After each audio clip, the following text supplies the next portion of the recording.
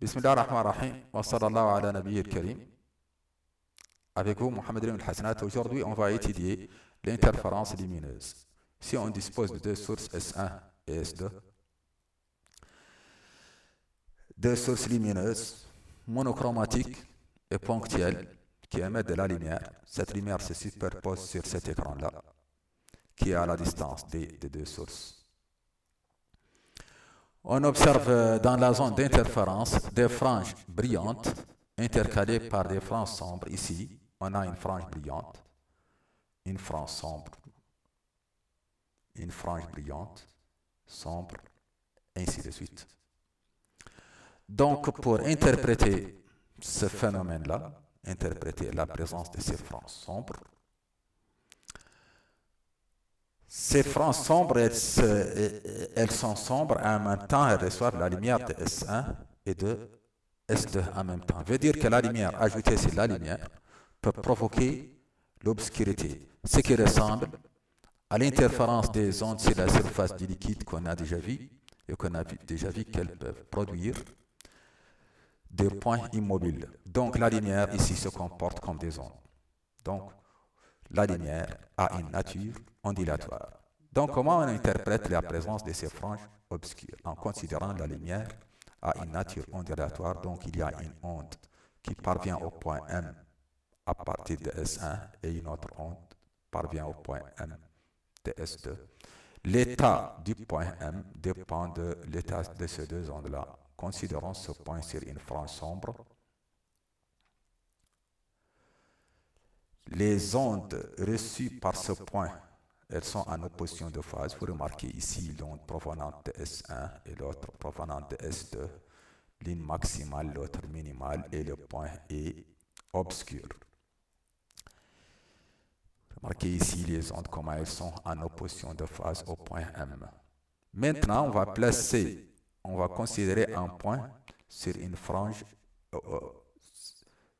brillante. Sur cette frange brillante-là, ce point reçoit les ondes en phase. Vous voyez, maximale au même instant, minimale au même instant, et le point est un point appartenant à une frange brillante.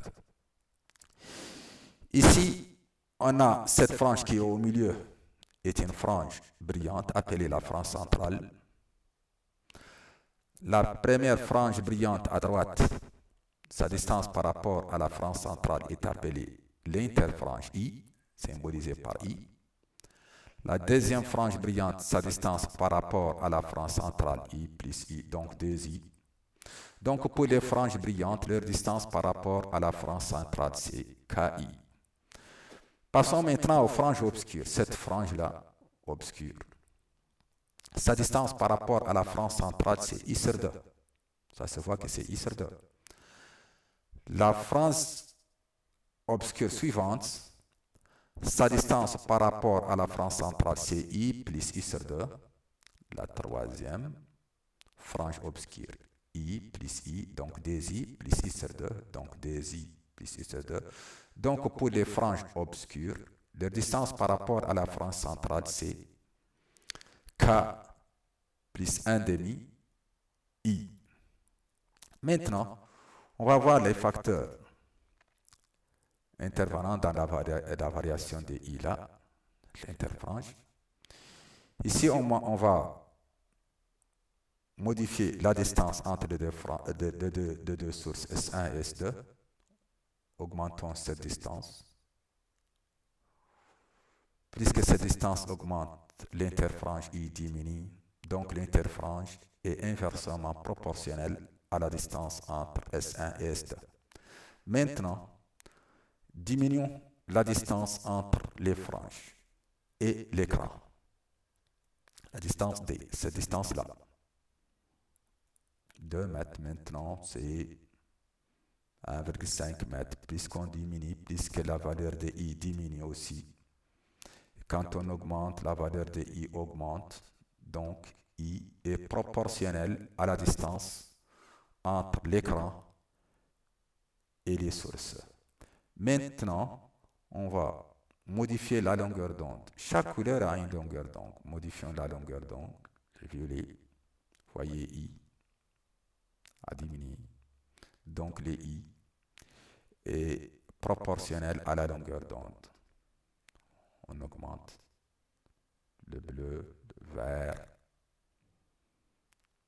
Donc chaque couleur a une longueur d'onde. Vous voyez, pour les visibles, c'est entre le rouge qui est 780 nanomètres et le violet qui est 380 nanomètres.